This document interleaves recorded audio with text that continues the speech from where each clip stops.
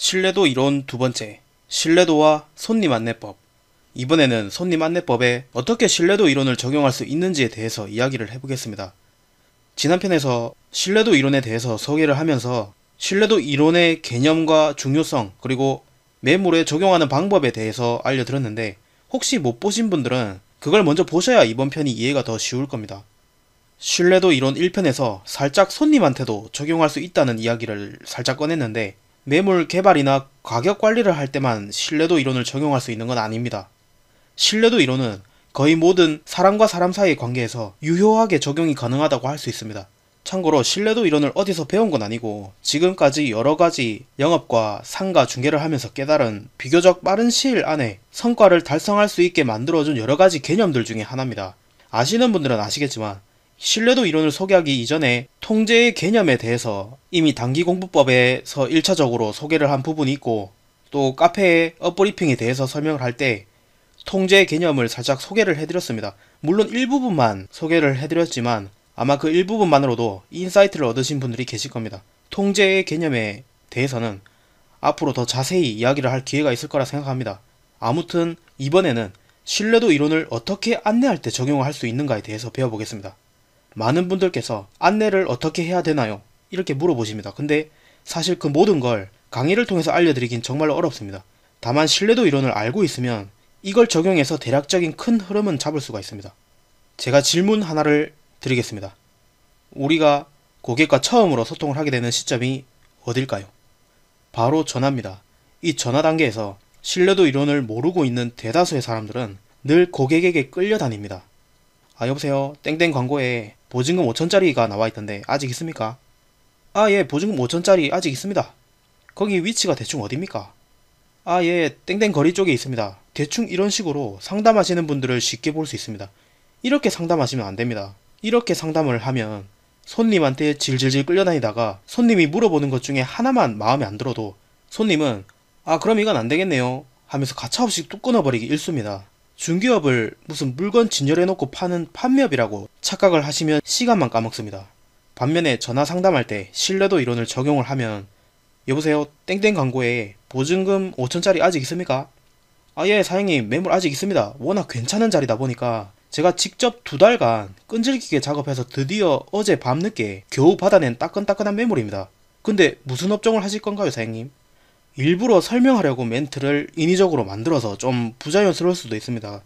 자, 맨 처음 든 예시와 두 번째 예시, 뭐가 다른지 혹시 이해가 되십니까? 참고로 저는 상담을 많이 하다 보니까 손님의 첫 멘트를 듣고 대충 성향이 감이 잡혀서 멘트를 짧게도 쳤다가 길게도 쳤다가 즉흥적으로 조율을 하는 편입니다. 그리고 매물에 따라서도 이 멘트의 길이는 달라집니다. 멘트는 상황에 따라서 바뀌고 멘트마다 여러가지 의도가 있지만 두 번째 멘트에서 주목을 해야 될 부분은 첫째, 멘트가 길어졌다는 점, 둘째, 워낙 괜찮은 자리다 보니까, 세 번째, 직접 2달 작업을 했다는 부분, 마지막으로 따끈따끈한 매물, 이 정도입니다.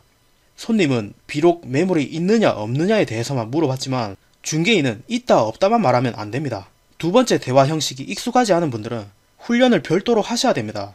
가능하면 대화를 좀 풍성하게 길게 늘어뜨려서 저라는 사람에 대해서 은연중에 알려주는 겁니다. 왜? 신뢰도를 만족시켜야 되니까. 어떤 공간에 얼굴도 모르는 사람들을 몇 명 모아놓았다 쳐봅시다.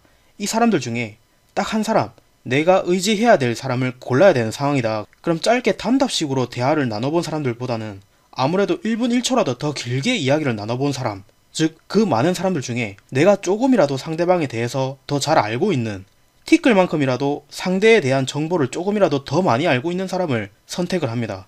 그 사람이 큰 단점이 없지 않는 이상은 말입니다. 우리가 잘 모르는 사람을 경계하는 이유는 혹시 모를 리스크를 줄이기 위해서입니다. 자, 그럼 상담을 할 때 어떻게 해야 되겠습니까? 이야기를 몇 초라도 더 끌면서 나라는 사람에 익숙하게 만들고 목소리와 말투를 통해서 내가 어떤 사람인지 믿을 수 있는 사람이라는 걸 은연중에 알려줘야 됩니다. 동물들도 쓸데없는 싸움을 줄이려고 나는 적이 아니라고 어떤 행동을 통해서 알려준다고 하지 않습니까? 아예 파악이 안 되는 사람보다는 코딱지만큼이라도 유리해집니다. 저 같은 경우는 20대 중반부터 신뢰도를 쌓는 게 훈련이 돼 있다 보니까 손님이랑 상담을 할 때는 말투나 목소리가 완전히 달라지는 편입니다.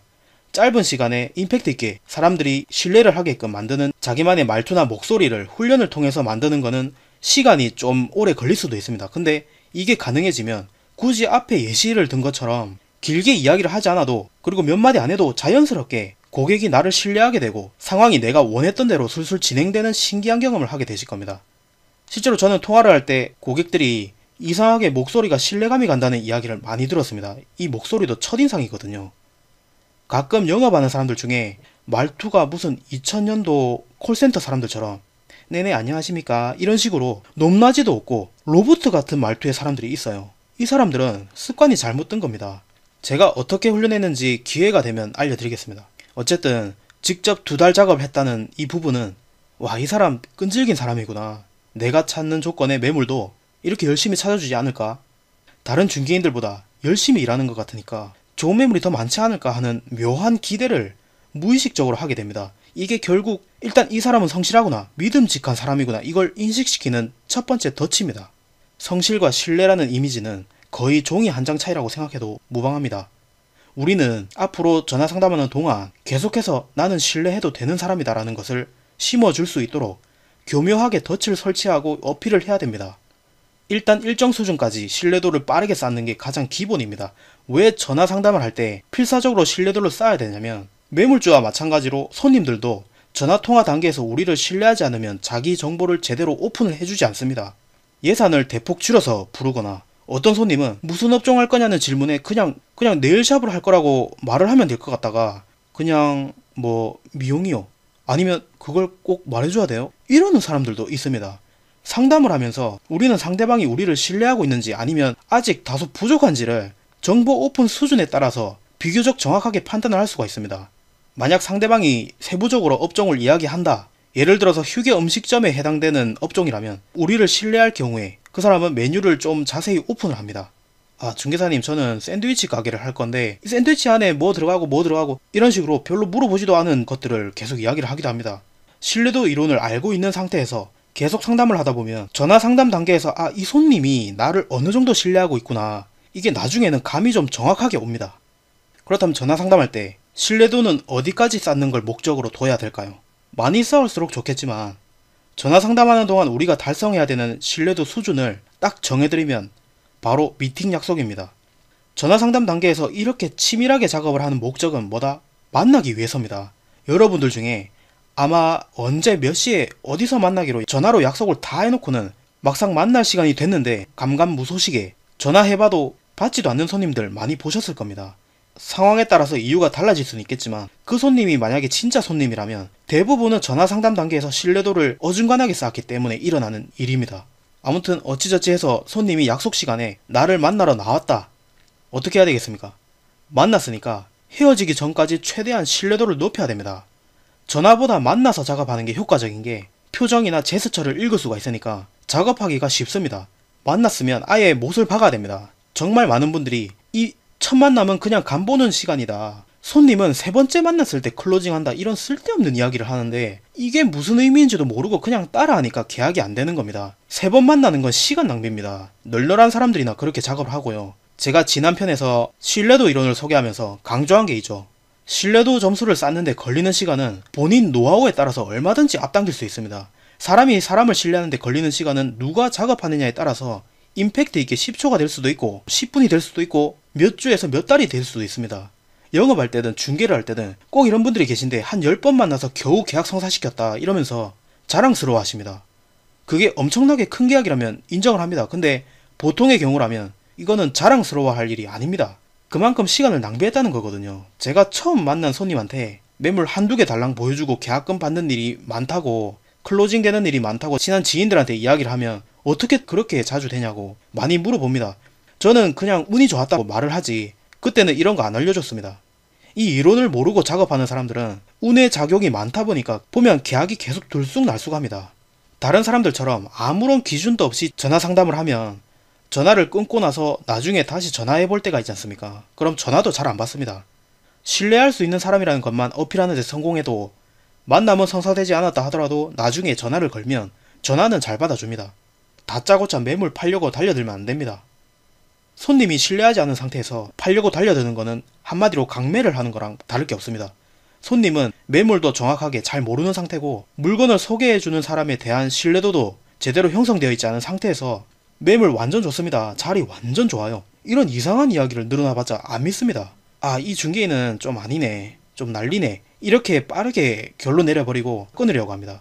여러분도 살면서 강매 당해보셨을 겁니다. 물건이 좋든 나쁘든 상관없이 그냥 누군가가 다짜고짜 내한테 물건을 팔려고 들이대면 괜히 별것도 아닌데 기분이 나빠지고 경계하게 되거든요. 이걸 생각을 하셔야 돼요. 애초에 전화상담의 목적 자체가 잘못됐다 이겁니다. 물건을 팔아먹으려고 하지 마세요. 물건보다는 우선은 중개인인 내가 다른 중개인들보다 믿을 수 있는 사람이라는 거를 다양한 방법으로 보여줘야 됩니다. 일종의 신뢰도를 쌓는 작업이 반드시 필요합니다. 신뢰도 이론은 전화상담에만 국한된 게 아닙니다. 실제로 만났을 때도 마찬가지입니다. 정말 많은 분들이 저는 손님 안내하고 나서 나중에 전화 걸면 손님들이 이상하게 전화를 안 받아요. 아니면 약속을 해도 손님들이 잘 안 지킵니다. 이럽니다. 이걸 보고 어디 무슨 자칭 고수라는 사람들이 뭐라는지 아십니까? 아, 회원님, 그거는 손님이 또라이입니다. 가짜 손님이니까 신경 끄세요. 그 사람 말고도 진짜 손님 많습니다. 진짜 손님 찾으세요. 이럽니다. 솔직히 뭐가 문제인지 모른다는 뜻이거든요. 보면 다른 사람 강의나 책 같은 거 보고 그 의미도 제대로 모르면서 자기 경험인 것처럼 고수 행세를 하는 사람들이 많습니다. 정말 조심하셔야 됩니다. 그 손님이 진성 손님이라는 가정하에 연락을 안 받는 거는 손님 잘못이 아닙니다. 착각하지 마세요. 대부분은 중개인이 잘못한 겁니다. 보통 착각하시는 게 언뜻 생각하기에는 내가 손님이라면 최대한 많은 중개인들한테 내 연락처를 뿌려두고서 최대한 많은 매물을 소개를 받고 그 중에 제일 좋은 매물을 골라야지, 이렇게 생각하기 쉽습니다. 근데 그건 완전히 잘못된 생각입니다. 이렇게 생각하는 손님은 별로 없어요. 손님들이 중개인을 골라서 다니는 게 멍청해서 그런 게 아닙니다. 손님들은 한량들이 아닙니다. 시간은 한정돼 있고 이 중개인 저 중개인한테 연락이 올 때마다 매물 보러 나갈 수는 없거든요. 이 중개인 저 중개인하고 연락이 돼서 조금만 순순히 묻는 말에 대답을 잘해주면 우리 중개인들은 어떻게 합니까? 진성 손님이라면서 계속 전화하지 않습니까? 우리는 한 명한테 전화를 하는 거지만 전화 받는 사람 입장에서는 하루에 한 10명한테서 연락이 오는 겁니다. 손님 입장에서는 이게 완전 스트레스입니다. 손님들은 며칠 날 잡고 부동산하고 미팅 몇 번 해보면 소개해주는 물건들이 대부분 겹치고 거기서 거기라는 걸 알게 되거든요. 굳이 모든 부동산들과 거래를 할 이유가 없어요. 특히 경험이 많은 손님일수록 이걸 알고 있습니다. 그래서 중개인을 고르는 겁니다. 자, 이걸 아셨으면 이제 뭘 목적으로 둬야 되는지 눈치를 채셨을 겁니다. 손님을 만나면 그 손님 가슴속 베스트 3 안에 드는 중개인이 되도록 노력을 하셔야 됩니다. 그래야지 다음 만남과 내 전화를 피하지 않습니다. 만약에 내 전화를 피하면 전화번호를 폰에 저장해둘 만큼 가치 있는 중개인이라고 생각을 안 한 겁니다. 미팅은 했는데 전화를 안 받는 거는 전화 상담할 때는 매물이나 중개인 둘 중에 하나는 괜찮다고 느꼈는데 실제로 만나보니까 괜히 시간만 낭비했네, 뭐 없네, 이렇게 결론 내린 거예요. 무슨 기법이니 별 시덥잖은 거 손님한테 써먹으려고 잔머리 굴리지 말고 우선은 어떻게 하면 신뢰도를 빨리 쌓을 수 있을까, 자기한테 맞는 방법을 연구를 좀 많이 하세요. 저 같은 경우는 아예 만나지도 않은 상태에서, 그것도 타 지역에 있는 분들이 수수료를 먼저 입금을 하고 매물 보러 오는 경우가 종종 있었습니다. 당일치기로 바로 비행기 끊고 매물 보러 날라온 분들도 계셨고요. 아마 신뢰도의 중요성을 모르는 대부분의 사람들은 어떻게 그게 가능하냐, 개소리 하네, 이렇게 생각하셨을 수도 있습니다. 근데 지금은 어떻습니까? 불가능한 일은 아니라는 걸 충분히 느끼셨을 겁니다. 실제로 현장에서 일을 하다가 다른 중개인하고 손님이 겹쳤다는 걸 알게 될 때가 있으면 시험 삼아서 한 5분 간격으로 전화를 한번 해보세요. 둘 중에 누구 전화를 받는지, 어떤 중개인의 전화는 아무렇지 않게 잘 받으면서 어떤 사람의 전화는 부재중 전화가 버젓이 떠있는데도 절대 전화 안 걸어줍니다. 만약에 둘 다 안 받았다 그러면 꼭 반드시 나중에 한두 달 후에라도 전화를 걸어서 지금 뭐 하고 있는지, 혹시 창업을 했는지 물어보세요. 벌써 계약한 분들이 은근히 많을 겁니다. 자, 이제 어떻게 해야 만남 단계에서 신뢰를 잘 쌓을 수 있을지 궁금해 하실 겁니다. 이 부분은 다음 편에서 설명을 해보겠습니다.